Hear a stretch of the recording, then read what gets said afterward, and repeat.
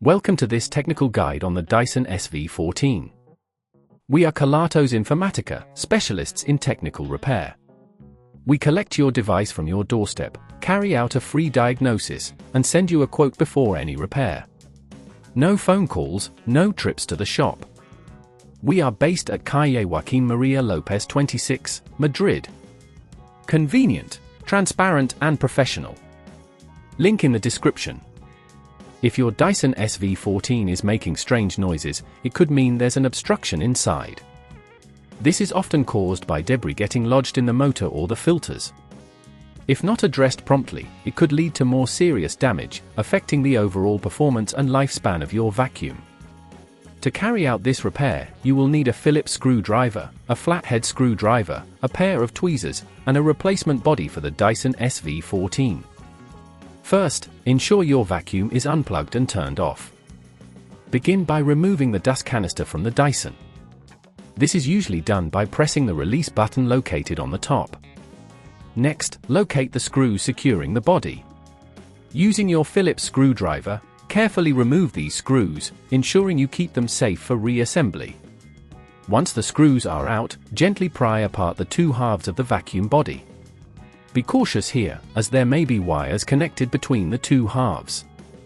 If at this point you feel it's getting too tricky, remember that at Kelatos we collect your device from your door and return it fully repaired. Now, locate the motor assembly inside. You can often spot it by the way the wires are connected. Carefully disconnect any cables attached to the motor. Use your flathead screwdriver if needed to gently pry any stubborn connections apart.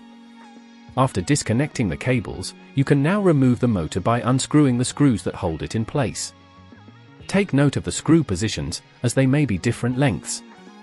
Once the motor is out, inspect it for any obstructions. If you see anything blocking it, use your tweezers to remove the debris. Now, take your replacement body and carefully install the motor into it, securing it with the screws. Reconnect any cables, ensuring they are firmly attached. Once everything is back in place, carefully align the two halves of the vacuum body and press them together, making sure they fit snugly. Now, reinsert the screws you previously removed to secure the body together. Finally, plug in the vacuum and turn it on to test if the noise has been resolved. If the sound persists, there may be further underlying issues that need to be addressed. To prevent this problem from occurring in the future, regularly check and clean the filters and ensure that the dust canister is emptied frequently. This will help maintain the efficiency of your Dyson SV14 and prolong its life.